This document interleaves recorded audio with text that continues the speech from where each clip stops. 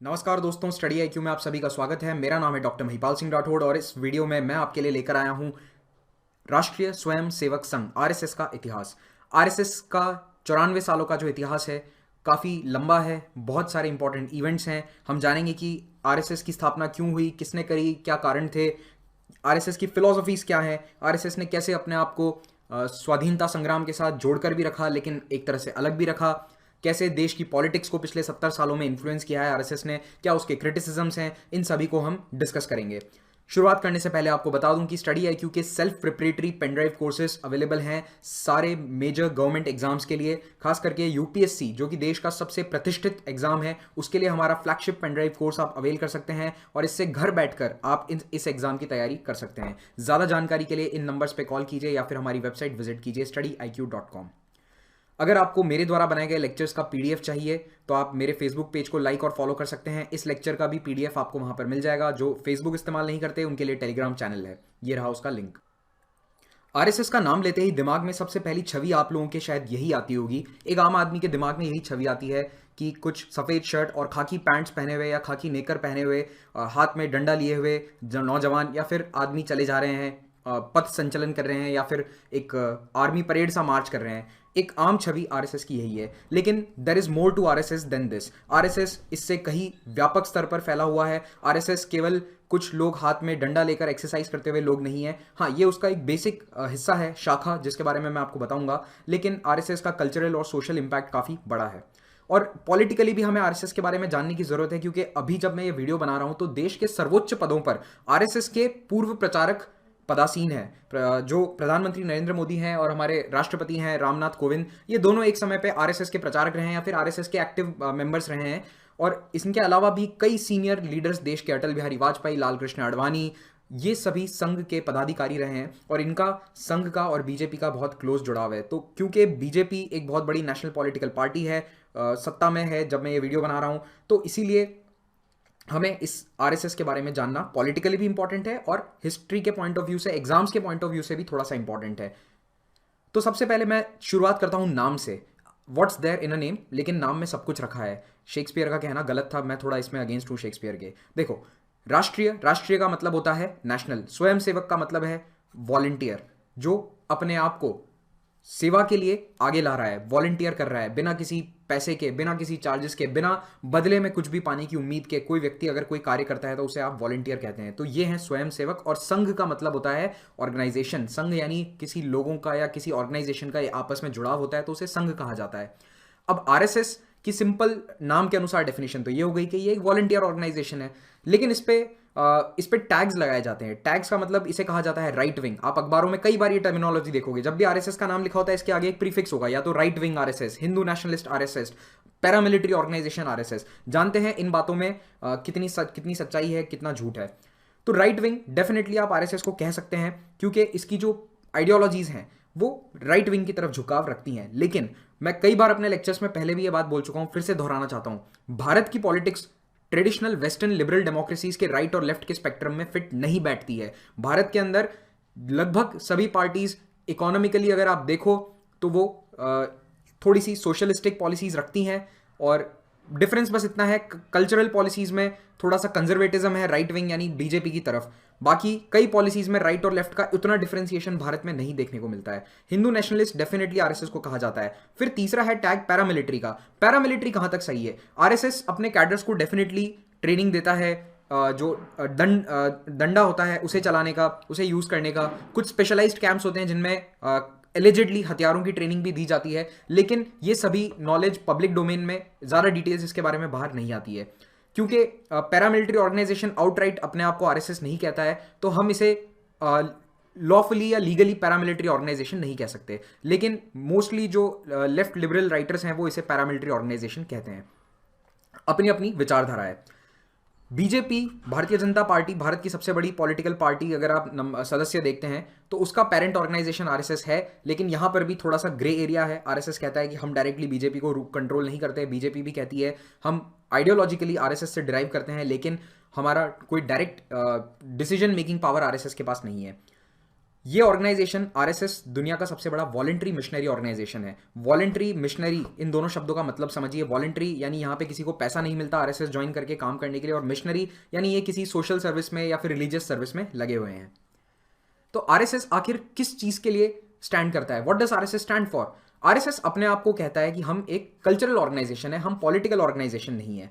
हम देश की संस्कृति को कंटिन्यू रखना चाहते हैं, देश के युवा को इस संस्कृति को, महान संस्कृति को आगे बढ़ाने में मदद करना चाहते हैं, उन्हें सिखाना चाहते हैं कि कैसे ये महान हिंदू राष्ट्र जो हजारों सालों से चला आ रहा है, केवल 1947 से नहीं जन्मा है, ये हजारों सालों की परंपरा है और इसे हम कंटिन्यू आगे रखना चाहते हैं। ये आरएसएस का मेन एजेंडा है। आरएसएस हिंदू राष्ट्रवाद को बढ़ावा देता है। आरएसएस अपनी फिलॉसफी को कहता है हिंदुत्व, और एम्फेसिस है यहाँ पे डिसिप्लिन और डेडिकेशन पे। डिसिप्लिन शाखा के थ्रू, दोनों तरह का डिसिप्लिन है, फिजिकल और मेंटल। हर शहर में आरएसएस की आपको लगभग शाखा देखने को मिल जाएगी। अगर आप उत्तर भारत में रहते हैं, मध्य भारत में रहते हैं, लगभग हर शहर में आपको एक एरिया में एक शाखा देखने को मिली जाएगी। तो ये जो डिसिप्लिन है आरएसएस का, ये शाखा के थ्रू मेंटेन होता है। और मेंटल डिसिप्लिन मिलता है आरएसएस का उसकी नॉलेज के थ्रू जो दी जाती है इन्हीं शाखाओं में। अब आते हैं फाउंडेशन पे। तो आरएसएस की स्थापना करी थी डॉक्टर केशव बलिराम हेडगेवार, इन्हें प्यार से डॉक्टर जी कहते थे आरएस संघ के लोग। ये नागपुर में इन्होंने 1925 27 सितंबर को इसकी स्थापना करी थी। दिन था विजयदशमी का, दशहरा का दिन। और डॉक्टर हेडगेवार, आगे मैं भी इन्हें डॉक्टर जी कहूंगा या फिर हेडगेवार कहूंगा, ये खुद एक कांग्रेसमैन थे, कांग्रेस पार्टी के सदस्य थे। इन्होंने तिलक के साथ मिलकर कई सत्याग्रह भी किए, कांग्रेस पार्टी में रहते हुए अंग्रेजों का विरोध भी किया। सावरकर की आइडियोलॉजी से बहुत ज़्यादा इन्फ्लुएंस थे। लेकिन अल्टीमेटली जब नॉन कोऑपरेशन मूवमेंट चल रहा था 1921 और 22 में, जब गांधी जी ने खिलाफत मूवमेंट को सपोर्ट दिया, उस समय ये कांग्रेस से अलग हो गए। इनका वहां पे उन्हें लगा कि ये मुस्लिमों का तुष्टीकरण किया जा रहा है कांग्रेस और गांधी जी द्वारा, कि खिलाफत मूवमेंट जिसका भारत से कोई लेना देना नहीं है, उसे पॉलिटिकली सपोर्ट देकर उसे पॉलिटिक्स में नहीं लाना चाहिए। तो यहां से इन्होंने कांग्रेस से अपना रास्ता अलग कर दिया। हालांकि इन्होंने कांग्रेस को बाद में भी सपोर्ट दिया, इंडिविजुअल अपनी पर्सनल कैपेसिटी में ये कांग्रेस के सेशंस में बाद में भी जाते थे, पर इन्होंने खुद का ऑर्गेनाइजेशन सेटअप किया केवल 4 लोगों के साथ 27 सितंबर को। धीरे धीरे इसमें लोग जुड़ते गए। पहली मीटिंग में 4 आए, फिर उसके बाद 12 लोग आए। 12 लोगों को इन्होंने अपना पहला भाषण दिया। जब फाउंडेशन हुआ था तब इसका नाम था केवल संघ। ये क्वेश्चन बहुत इंपॉर्टेंट है, कभी कभी पूछा जा सकता है, ध्यान रख लेना। जब 27 सितंबर 1925 को जब इसे स्थापित किया गया था तब उसे केवल संघ नाम दिया गया था। राष्ट्रीय स्वयंसेवक संघ नाम सिलेक्ट किया कुछ महीनों बाद 1926 में, तब से इसका नाम है राष्ट्रीय स्वयंसेवक संघ। ठीक है, पूरा बड़ा एक्सपांड करके नाम लिख दिया गया। फाउंडर का नाम बहुत इंपॉर्टेंट है, डायरेक्टली पूछा जा सकता है एग्जाम्स में। Doctor Keshav Baliram Hedgewar, doctor KB Hedgewar. अब आते हैं संघ परिवार पे। ये टर्म भी आप न्यूज में काफी बार सुनेंगे। संघ परिवार क्या होता है? संघ परिवार लगभग 35 से अधिक ऑर्गेनाइजेशंस का एक समूह है जो अपने आप को आरएसएस की आइडियोलॉजी से जुड़ा हुआ पाते हैं। आरएसएस की छत्र छाया में ये ऑर्गेनाइजेशंस फले फूले हैं। आरएसएस एक तरह का अम्ब्रेला ऑर्गेनाइजेशन है, यानी आरएसएस एक बहुत बड़ी छतरी है जिसके नीचे ये सभी ऑर्गेनाइजेशंस फले फूले हैं। और ज्यादातर ऑर्गेनाइजेशंस को शुरू करने वाले आरएसएस के ही मेंबर्स हैं, जिन्हें आरएसएस के नेताओं ने डेप्यूट किया कि आप जाके किसान संगठन शुरू करो, आप जाके एक वर्कर्स यूनियन शुरू करो। इस तरह से अलग अलग ब्रांचेस बना दी गई आरएसएस की। तो वैसे ऑन पेपर हर ऑर्गेनाइजेशन इंडिपेंडेंट है, किसी का डायरेक्टली संघ परिवार से कोई जुड़ाव नहीं है, लेना देना नहीं है। लेकिन वो एक अनरिटन सी बात है, मतलब समझने वाली बात है कि ये सभी आरएसएस से जुड़े हुए हैं। और इनकी एक एनुअल मीटिंग होती है, जो इनकी एनुअल मीटिंग होती है उसमें सभी ऑर्गेनाइजेशंस के पदाधिकारी आते हैं और एक एनुअल रिपोर्ट प्रस्तुत की जाती है। और ये मीटिंग 2019 में हुई है ग्वालियर में।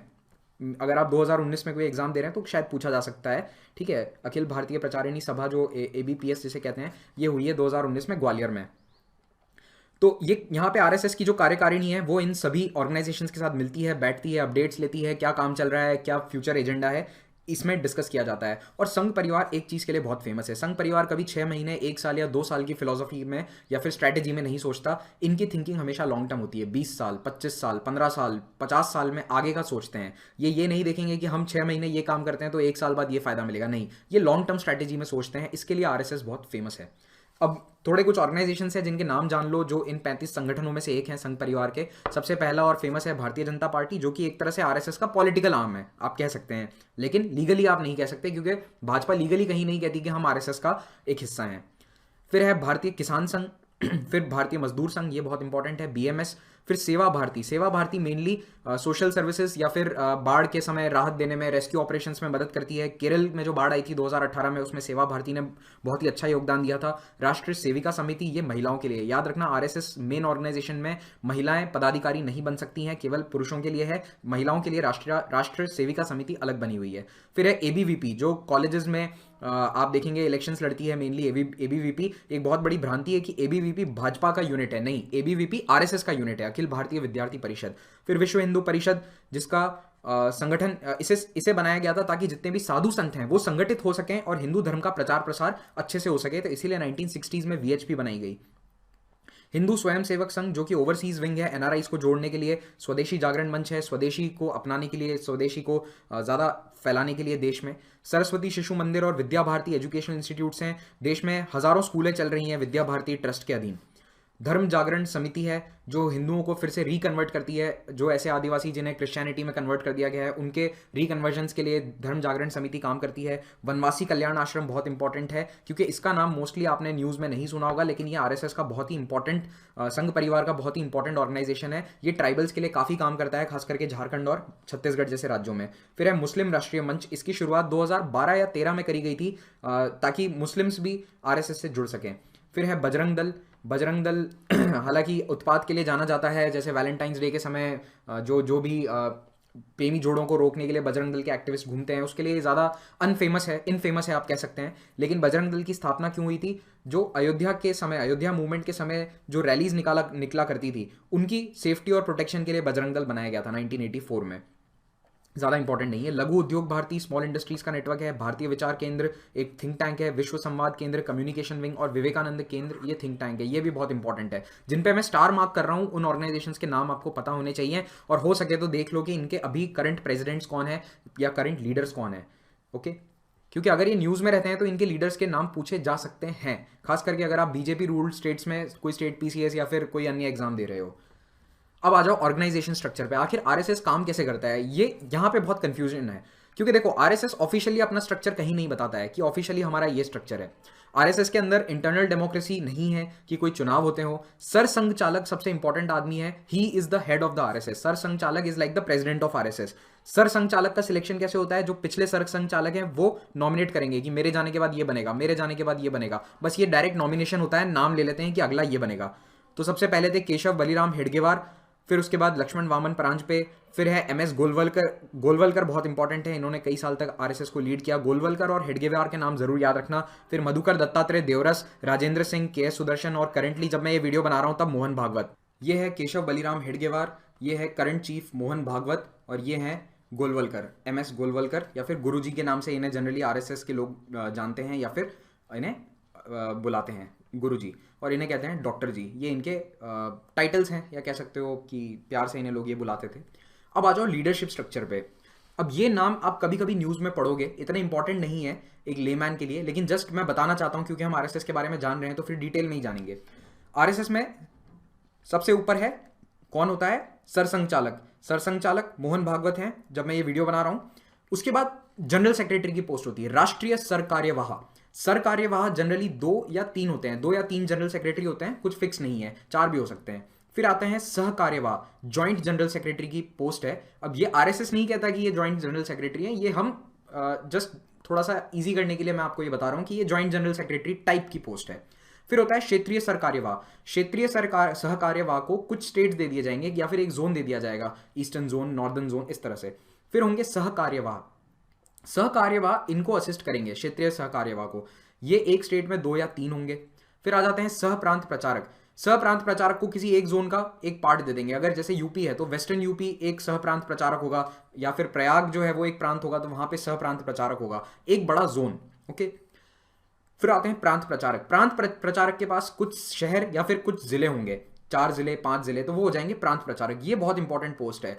ये एक तरह से जो मेजर पोस्ट होती है, ये प्रांत प्रचारक और सह प्रांत प्रचारक जो है ये फुट सोल्जर्स हैं। प्रचारक लगभग इस वक्त 2500 प्रचारक हैं आरएसएस के अंदर, और यही मेन फुट सोल्जर्स हैं, या फिर ये लीडर, टॉप लीडरशिप और ग्राउंड के बीच का कनेक्ट है। फिर आ जाता है महानगर कार्यवाह, जो एक सिटी का हेड होगा, उसके नीचे आपके लिए इंपॉर्टेंट नहीं है। फिर नीचे शाखाएं होती हैं, तो सिटी के अंदर भी, बड़े सिटीज़ के अंदर अलग अलग जोन्स होते हैं। मेनली आप तो बस ये याद रखो, सहकार्यवाह या फिर राष्ट्रीय सरकार्यवाह कभी कभी न्यूज़ में रहता है, इसलिए ये नाम आपको मैंने बता दिए हैं। प्रचारक इंपॉर्टेंट है। प्रचारक यानी जो प्रचार करता है, जो इंफॉर्मेशन डिसेमिनेट करता है, ये लाइफ लॉन्ग फुट सोल्जर्स होते हैं। लगभग 2,500 मेंबर्स हैं जो परमानेंटली आरएसएस का काम करते हैं। ना इनका कोई घर का बिजनेस है, ना इनकी शादियां हुई है, इनका बैचलर होना जरूरी है ताकि इनकी कोई फैमिली लाइफ ना हो। अगर आपने परिवार का इकोनॉमी का, अपने बिजनेस का त्याग कर दिया है तो ही आप प्रचारक बन सकते हो। आपको अपनी पूरी जिंदगी आरएसएस को डिवोट करनी पड़ेगी। और जितने भी बड़े बड़े नेताओं के नाम आपने सुने हैं, अटल बिहारी वाजपेयी, नरेंद्र मोदी, ये सभी आरएसएस के प्रचारक रहे हैं।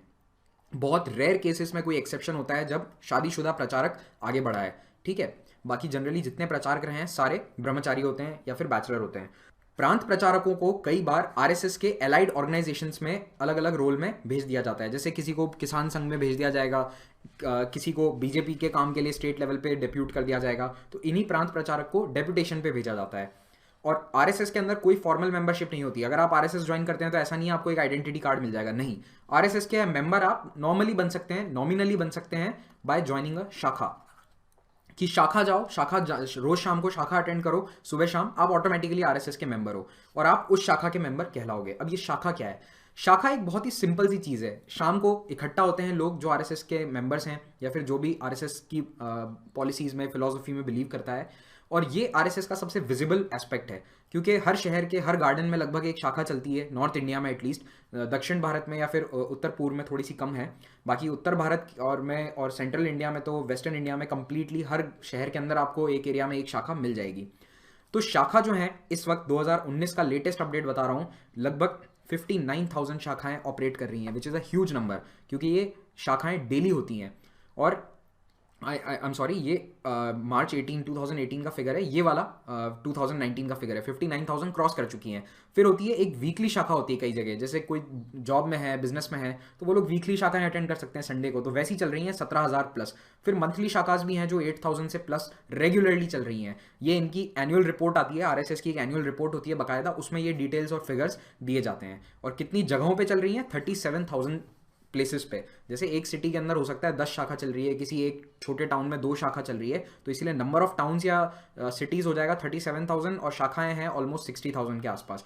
और रफली आरएसएस के अंदर जो शाखा अटेंड करने वाले लोग हैं उनका नंबर 5 से 6 मिलियन के आसपास बताया जाता है। रफ एस्टिमेट है, यानी लगभग 60 से 60 लाख के आसपास लोग आरएसएस को एक्टिवली जाके शाखा में हिस्सा ले रहे हैं।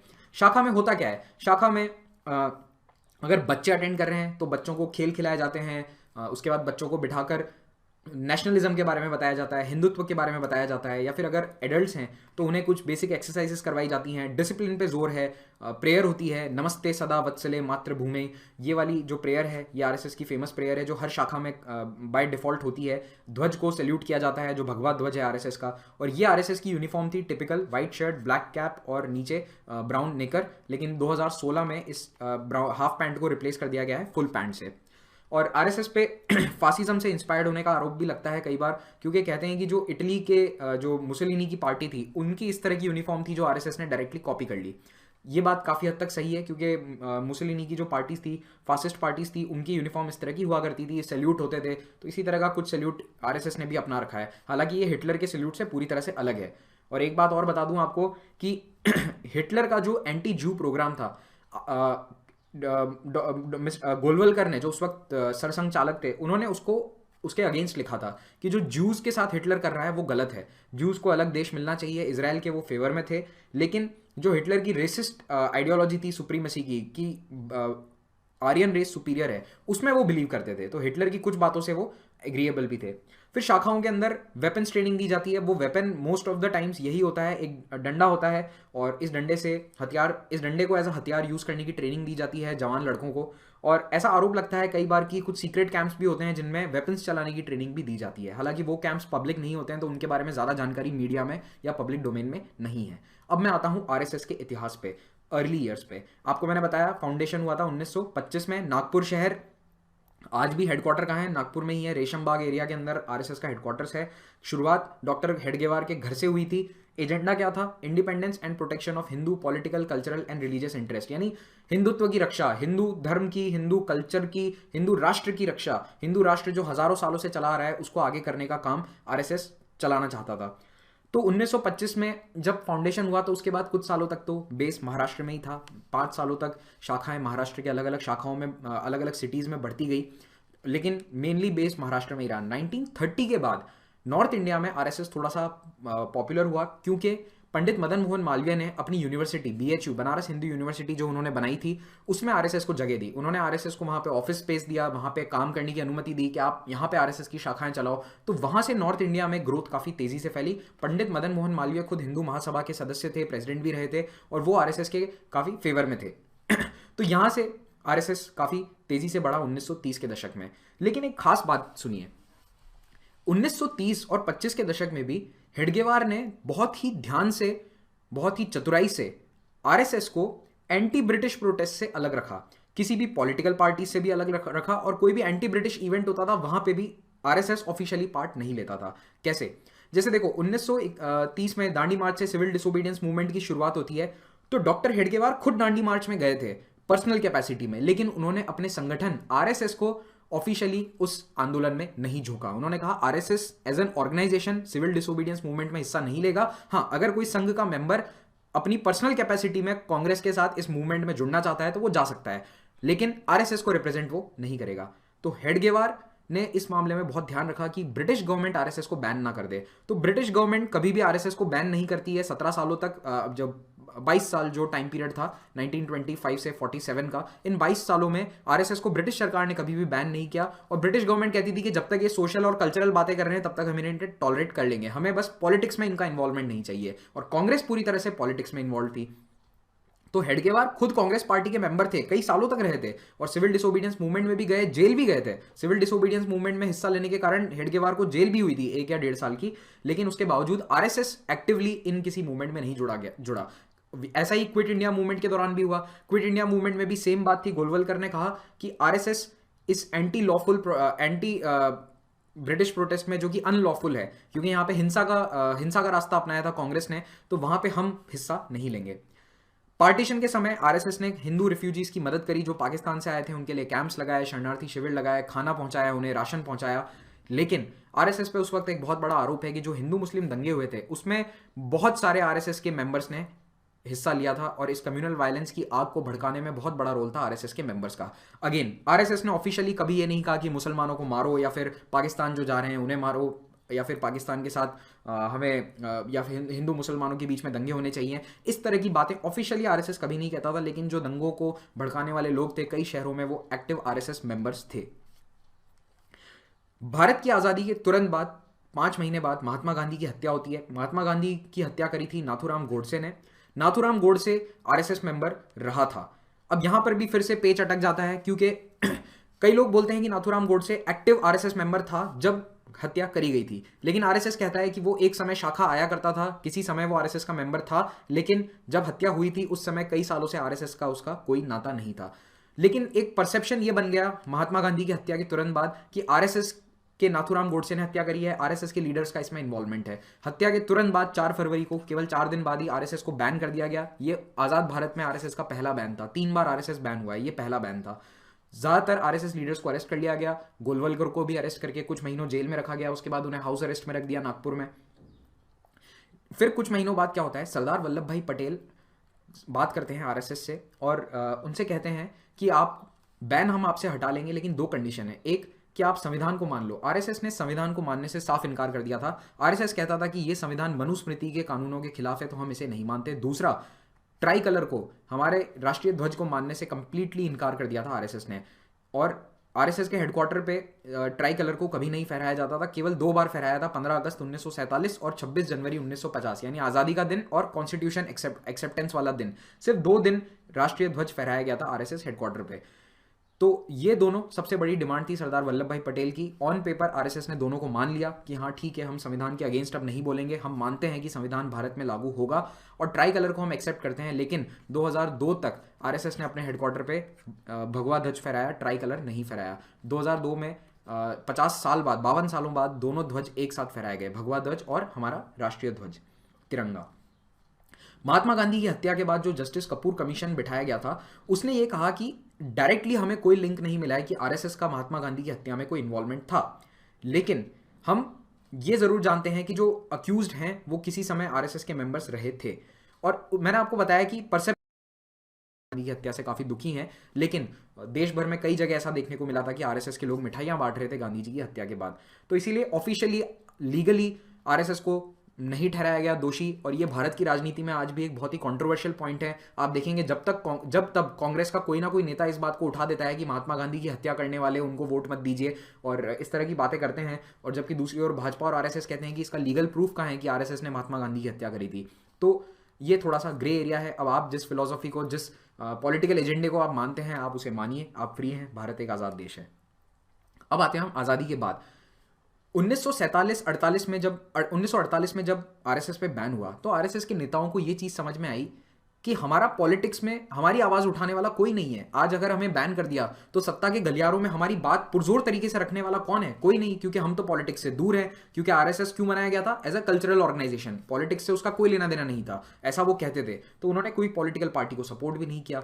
लेकिन स्थिति चेंज होती है उस बैन के बाद। जब बैन हटा 1949 में ही बैन हट गया था, उसके बाद सीरियसली लीडर्स ने सोचना शुरू किया कि हमें पॉलिटिकल पार्टी बनानी पड़ेगी। और गोलवलकर ने श्यामा प्रसाद मुखर्जी से संपर्क किया। श्यामा प्रसाद मुखर्जी पहले हिंदू महासभा के लीडर थे, फिर नेहरू की जो कैबिनेट थी, पहली कैबिनेट थी भारत की, उसमें ये मंत्री भी थे, इंडस्ट्रीज मिनिस्टर थे।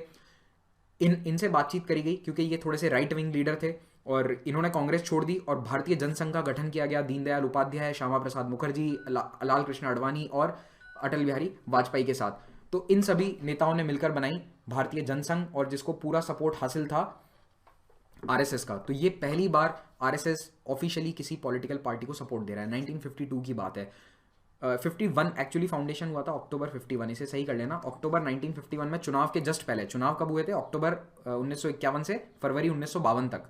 तो चुनाव से जस्ट पहले पार्टी का गठन किया गया था। तो पहले लोकसभा चुनाव में भारतीय जनसंघ को मिली 3 सीटें, अगले में 4 सीट, फिर 14, फिर 35 और 22। तो आप देखेंगे 67 आते आते 35 सीटें, ये साइजेबल सीट है, एक साइजेबल पार्टी बन चुकी थी भारतीय जनसंघ। और 71 तक आते आते वापस 22 सीट आ गई थी, क्योंकि इंदिरा गांधी ने इलेक्शन से जस्ट पहले भारत बांग्लादेश युद्ध हुआ था, उसमें जीत हासिल करी थी, तो जनसंघ की सीट कम हो गई। लेकिन जनसंघ ऑपोजिशन में सबसे बड़ी पार्टीज में से एक था। फिर हम आते हैं रिहेबिलिटेशन इन मेन स्ट्रीम। यह है 60 का दशक। अब आज़ादी के तुरंत बाद एक आम आदमी के दिमाग में आरएसएस का नाम काफ़ी खराब हो गया था, क्योंकि महात्मा गांधी की हत्या से उसे जुड़ा हुआ माना जाता था। लेकिन 50 और 60 के दशक में भारतीय जनसंघ बनाने के बाद, पॉलिटिकली एक्टिव होने के बाद, लोगों की दिमाग में आरएसएस की छवि थोड़ी सी सुधरी, और इस छवि को सुधारने में बहुत बड़ा रोल था 1962 में आरएसएस की सेवा। आरएसएस के वॉलंटियर्स ने अपनी सेवाएं दी, क्योंकि जब आर्मी, पुलिस सब सीमा पे तैनात कर दी गई थी, तो कई जगह फौज की हेल्प करी, ट्रैफिक का संचालन संभाला। दिल्ली जैसे शहर में ट्रैफिक व्यवस्था पूरी आरएसएस के हाथ में थी, क्योंकि ट्रैफिक वाले जो पुलिसमैन हैं वो सारे अन्य कामों में लगे हुए थे। तो इस तरह से आरएसएस ने 62 के युद्ध में सरकार का, आर्मी का बहुत सपोर्ट किया। और जवाहरलाल नेहरू की खुद की जो इमेज, उनके दिमाग में जो इमेज थी आरएसएस की, वो भी काफ़ी हद तक सुधरी। पंडित नेहरू ने 1963 की रिपब्लिक डे परेड में खुद आरएसएस को इनवाइट किया, और आरएसएस का एक जो दल है उसने आर्मी, पैरामिलिट्री और पुलिस के साथ साथ रिपब्लिक डे परेड में मार्च किया हुआ है। तो ये 1963 में हुआ था, एकमात्र ऐसा इंस्टेंस है जब आरएसएस ने रिपब्लिक डे परेड में मार्च किया।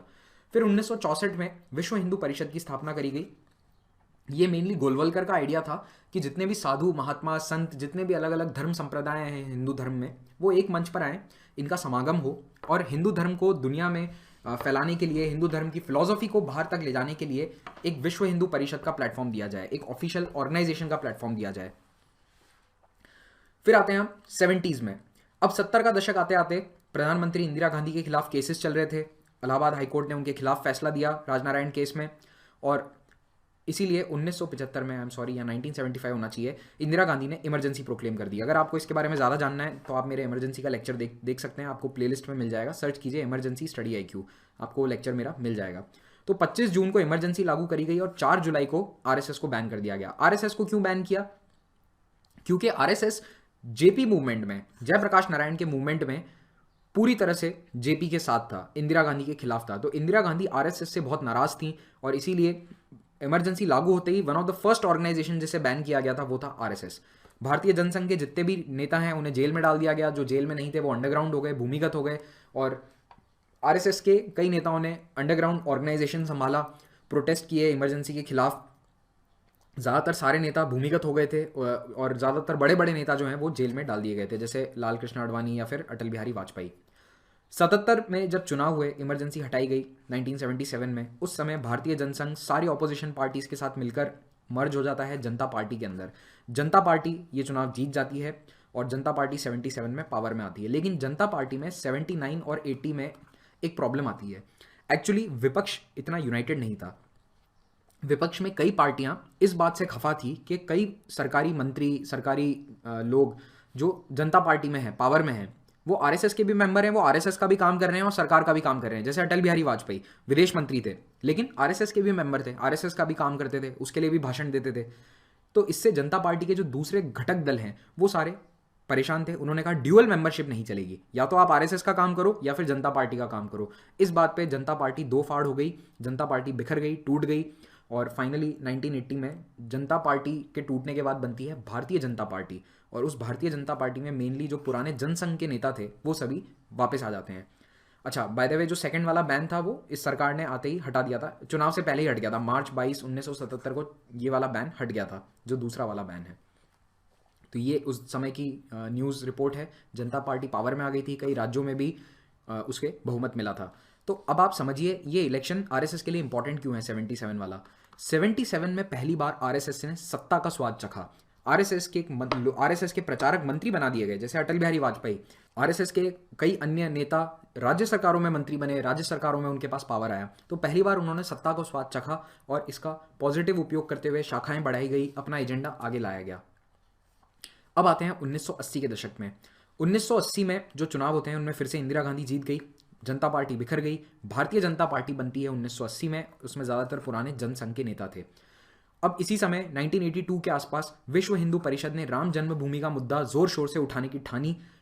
वीएचपी ने कहा कि पॉलिटिकली हमें अब लड़ना होगा अयोध्या जन्मभूमि के मुद्दे के लिए। अभी तक भी वो मामला कोर्ट में चल ही रहा था, उस समय भी चल रहा था। अगर आपको इसके बारे में डिटेल में जानना है, अगेन मेरा अयोध्या मूवमेंट के बारे में वीडियो देखिए। लेकिन वीएचपी कहती है कि अब इसे पॉलिटिकली हम आगे ले जाएंगे। और वीएचपी को बैकग्राउंड सपोर्ट किसका था? आरएसएस का। लेकिन आरएसएस का मेन एजेंडा नहीं था कि राम जन्मभूमि का इशू हम उठाएंगे। आरएसएस ने कभी डायरेक्टली इसमें अपना इन्वॉल्वमेंट नहीं रखा। आगे बढ़कर जितना भी काम फ्रंट पे किया है वो वीएचपी ने किया है इनिशियली। 86 के बाद बीजेपी एज अ पार्टी भी इस मुद्दे के साथ जुड़ गई। 80 से लेकर 86 के बीच में बीजेपी इतना फोर फ्रंट पे नहीं थी राम जन्मभूमि मुद्दे के। हाँ, वीएचपी को सपोर्ट जरूर देती थी, लेकिन जोर शोर से पॉलिटिक्स में इसका इन्वॉल्वमेंट नहीं था। 85-86 के आसपास जब लाल कृष्ण आडवाणी बीजेपी के अध्यक्ष बनते हैं, तब उन्होंने इस मुद्दे को जोर शोर से उठाया, रथ यात्रा करी और इसका पॉलिटिकल बहुत फायदा मिला बीजेपी को। अच्छा, एक बात और समझिए, आरएसएस ऐसा नहीं है कि केवल बीजेपी को कंट्रोल करता था। आरएसएस का पावर इतना ज्यादा था क्योंकि आरएसएस का ग्राउंड लेवल पे कैडर है, ग्राउंड लेवल पे बेस है। आरएसएस के कहने पे लोग एक से दूसरी तरफ वोट कर सकते हैं। तो इसीलिए आरएसएस के पावर से कांग्रेस की सरकारें भी झुकती थी। इसका सबसे बड़ा उदाहरण है 1986 में जब अयोध्या मंदिर का गेट खोला गया। राम जन्मभूमि टेम्पल जो है उसके गेट पे ताला लगा हुआ था कई सालों से, और इस ताले को खोल दिया गया। दूरदर्शन पे इसका लाइव प्रसारण किया गया और ये इसलिए हुआ क्योंकि आरएसएस ने कांग्रेस गवर्नमेंट पे प्रेशर बनाया था। फिर 1989 में शिला पूजन किया गया। ठीक है, शिला पूजन किया गया मंदिर का, और इस शिला पूजन की भी अनुमति किसने दी? सीधी सी बात है, अगर कांग्रेस डायरेक्टली कहीं ना कहीं हाँ नहीं भरती तो शिला पूजन करना पॉसिबल नहीं था। यानी यहाँ पे कोई एक्शन नहीं लिया गया, जो वीएचपी के लोग हैं वो शिला पूजन करके चले गए। तो ये दो इवेंट्स बताते हैं कि आरएसएस ऐसा नहीं है कि केवल बीजेपी पे अपना सारा दारोमदार रखती है। जब आरएसएस का काम निकल रहा है तो वो कांग्रेस पे भी दबाव बनाएगी, वो वीएचपी का भी इस्तेमाल करेगी और वो बीजेपी का भी इस्तेमाल करेगी। So BJP is only one of the political arms of RSS. BJP को इस मुद्दे को उठाने से काफी फायदा मिला पॉलिटिकली, इलेक्टोरली। कैसे? आप देखिए, 1984 में भाजपा केवल 2 सीटें जीत पाई, लेकिन जब राम जन्मभूमि का मुद्दा एकदम से लोगों के दिमाग पे छाया, आडवाणी ने इसके लिए काफ़ी यात्राएं करी। उनमें से एक जो सोमनाथ से अयोध्या वाली फेमस यात्रा है 1989 की, वो भी करी। तो कुल मिला के इन इलेक्शंस में एक एक करके बीजेपी की सीटें बढ़ती गई। तो 2 से 85 पे पहुंचे। फिर जब जन्मभूमि मुद्दा चरम पे था तब 120, फिर बाबरी मस्जिद ढहाने के 4 साल बाद 1996 के चुनाव में 161, फिर 1998 में पहली बार सरकार बनाने में सफल हुए विद 182 सीट्स, 99 में अगेन 182 सीट्स, फिर 2004 में हारे 138 सीट। और इस चुनाव में हार का एक बहुत बड़ा कारण ये था कि अंदरूनी बात है, कहा जाता है कि आरएसएस अटल बिहारी वाजपेयी की गवर्नमेंट को सपोर्ट नहीं कर रही थी क्योंकि इकोनॉमिकली दोनों के बीच में काफ़ी मतभेद थे इकोनॉमिक पॉलिसीज़ को लेकर। 2009 में फिर से 116 सीट हार, लेकिन 2014 के चुनाव में नरेंद्र मोदी के नेतृत्व में लड़े गए चुनावों में बीजेपी को फुल सपोर्ट रहा आरएसएस का और 282 सीटों के साथ ऐतिहासिक बहुमत। ये फोटो है राम जन्मभूमि का जो पिनाकल मूवमेंट है आरएसएस की नज़र में, वो था बाबरी मस्जिद को ढहाना। 6 दिसंबर 1992 का वो दिन जब भारत के सेक्युलरिज्म को तार तार करती हुई ये तस्वीर आप देख सकते हैं कि इस विवादित ढांचे को गिरा दिया गया वीएचपी के कार सेवकों द्वारा। यहाँ पे आरएसएस के मेंबर्स, वीएचपी के कार सेवक, भाजपा के पदाधिकारी, कई लोग मौजूद थे। अडवाणी जी भाषण दे रहे थे मंच पे थोड़ा सा दूर यहाँ से। और इस बाबरी मस्जिद डेमोलिशन के तुरंत बाद जो उस वक्त तत्कालीन कांग्रेस सरकार थी केंद्र में, उसने आरएसएस को फिर से बैन कर दिया। तो ये तीसरा बैन है 1992 में, लेकिन जब इन्वेस्टिगेशन हुई तो 93 में फिर से ये बैन हटा दिया गया, क्योंकि डायरेक्टली आरएसएस कहीं भी इन्वॉल्व नहीं होता था, लीगली डायरेक्टली अपना नाम कहीं आने नहीं देता था। तो जब पूरी इन्वेस्टिगेशन हुई तो पाया गया कि हम इंडाइट नहीं कर सकते, यानी आरएसएस के ऊपर ऑफिशियली सबूतों के साथ हम आरोप नहीं लगा सकते। तो ये 93 में फिर से बैन हटा दिया गया। तो ये तीसरा और आखिरी बैन है जो आरएसएस पे लगा था। अब आते हैं 90 के दशक में। 90 के दशक में बीजेपी धीरे धीरे कोएलिशन पॉलिटिक्स को समझने लगी। चुनाव में सीटें तो मिल जाती थी 160, 182, लेकिन ये बहुमत नहीं है। बहुमत क्या है? भारत के अंदर कितना मेजोरिटी चाहिए आपको? मेजोरिटी मार्क क्रॉस करने के लिए चाहिए 283 सीट्स। ये कभी मिल नहीं पाई। तो इसीलिए कोएलिशन पॉलिटिक्स का ज़माना था और बीजेपी भी कोएलिशन को समझने लगी। और इस कोएलिशन धर्म के कारण कई बार आरएसएस और बीजेपी में टकराव होता था, क्योंकि बीजेपी के साथ जो दूसरे दल आके एनडीए बनाते थे उनकी पॉलिसीज थोड़ी सी अलग होती थी, थोड़े से सोशलिस्टिक होते थे, और आरएसएस हर बार उनसे एग्री नहीं करती थी। खास करके इकोनॉमिक फ्रंट पे बहुत नुकसान झेला दोनों ने, क्योंकि यशवंत सिन्हा के समय एफडीआई की जब भी बात उठी कि फॉरेन डायरेक्ट इन्वेस्टमेंट होगा रिटेल में, डिफेंस में, तो यहां पे सरकार चाहती थी कि फॉरेन डायरेक्ट इन्वेस्टमेंट आए, लेकिन आरएसएस इसके खिलाफ थी।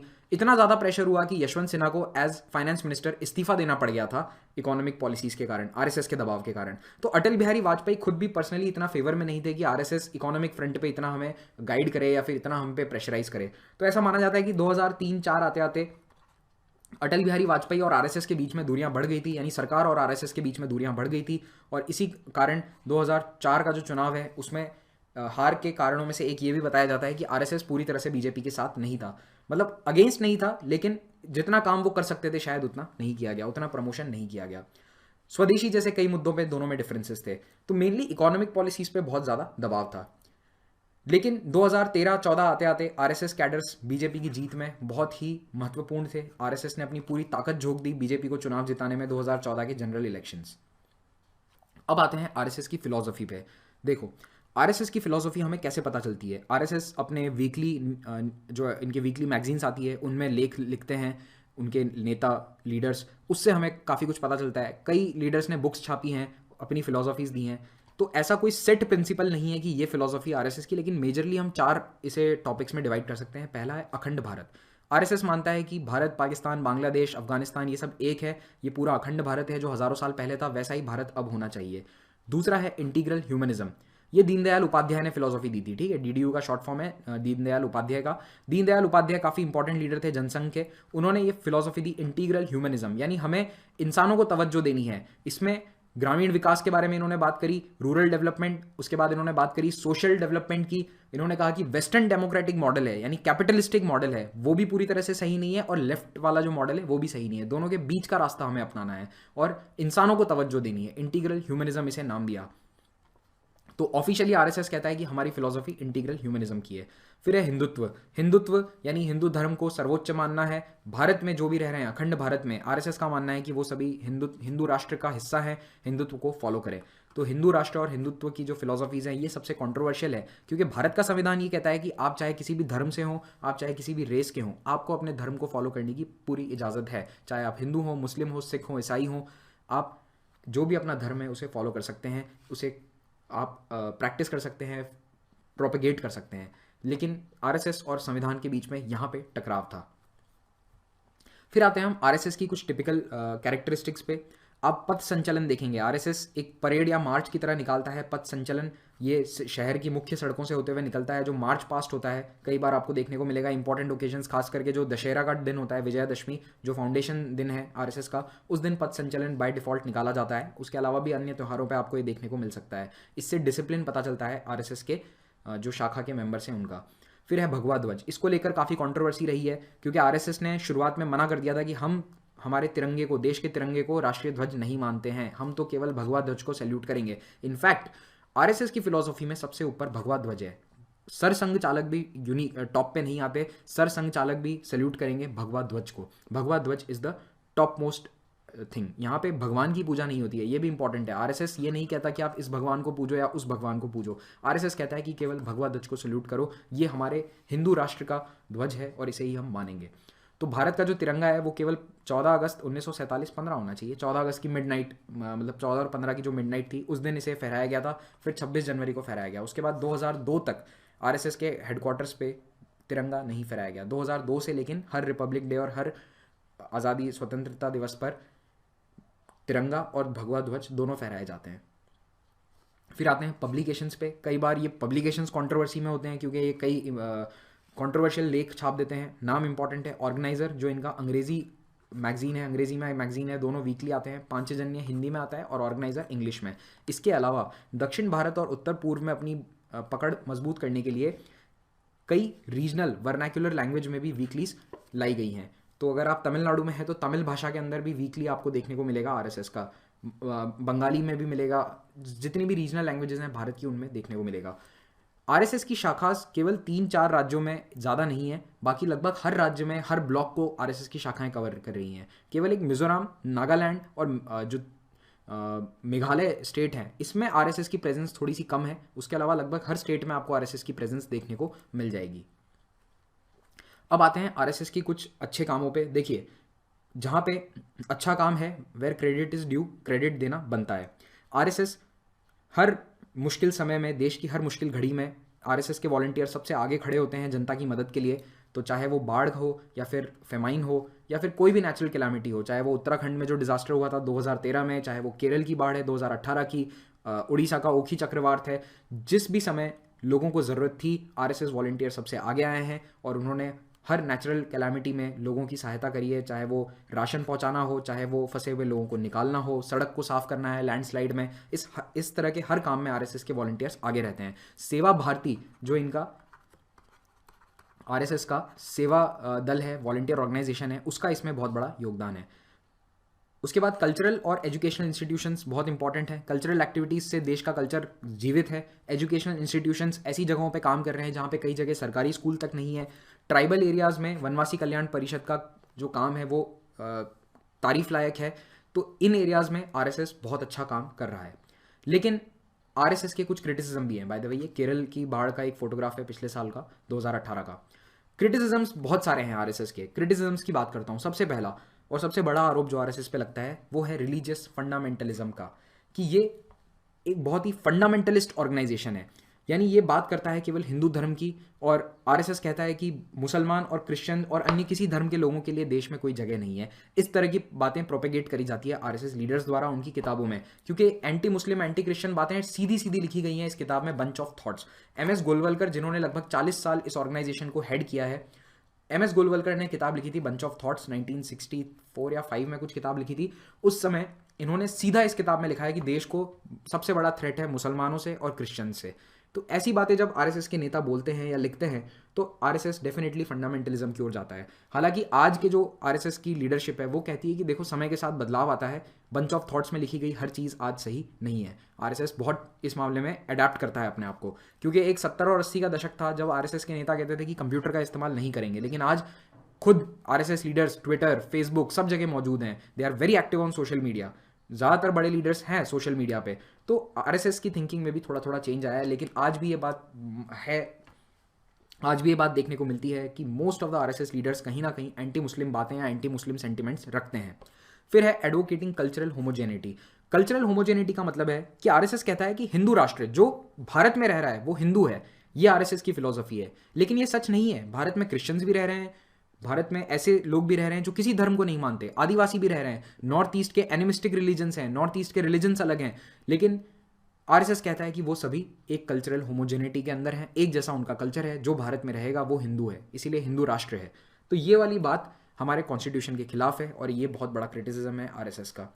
फिर आरएसएस को कई बार एक्सट्रीमिस्ट ऑर्गेनाइजेशन कहा गया है, जो एक पैरामिलिट्री ग्रुप की तरह काम करता है, क्योंकि कई दंगे हुए हैं, जैसे गोधरा राइट्स थे उसके बाद उड़ीसा के अंदर जो एंटी क्रिश्चियन राइट्स थे उनमें सीधे तौर पर आरएसएस का हाथ देखने को मिला था। जो पुलिस इन्वेस्टिगेशंस हुई थी उनमें भी कई आरएसएस के मेंबर्स का या आरएसएस के लीडर्स का नाम आया था, इसीलिए आरएसएस को एक एक्सट्रीमिस्ट ऑर्गेनाइजेशन भी माना जाता है।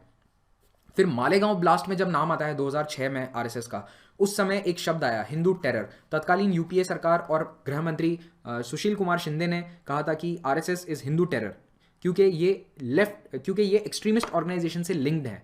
जैसे इस्लामिक आतंकवाद है, उससे बड़ा खतरा यूपीए सरकार ने कहा कि देश को हिंदू आतंकवाद से है। हालांकि इसमें से कई केसेस में जो लीडर्स थे उन्हें बरी कर दिया गया बाद में, लेकिन उस समय ये टर्म काफ़ी चर्चा में था कि हिंदू आतंकवाद या हिंदू टेरर, और इसमें मेनली मालेगांव ब्लास्ट या फिर अजमेर ब्लास्ट का नाम दिया जाता है, जो अजमेर में दरगाह के पास में ब्लास्ट हुए थे उनमें।